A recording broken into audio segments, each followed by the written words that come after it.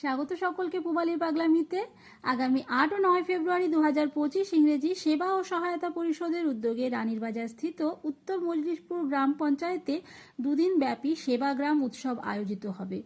দুদিন ব্যাপী এই মেলায় থাকছে ক্ষুদে শিশু শিল্পীদের দ্বারা নাচ, গান, নাটক, থাকছে বিভিন্ন রকম খেলাধুলার আয়োজন ও গ্রামের স্বসহায়ক মহিলাদের বিভিন্ন গ্রামীণ খাবার এবং কারুশিল্পের উন্মুক্ত স্টল। প্রসঙ্গত, বিগত 1 বছর যাবৎ এই গ্রামে সেবা ও সহায়তা পরিষদের তত্ত্বাবধানে চলছে বিভিন্ন রকম কর্মযজ্ঞ এবং তারই একটা প্রতিফলন সমাজের সামনে তুলে ধরার একটি ক্ষুদ্র প্রয়াস এই সেবাগ্রাম উৎসব।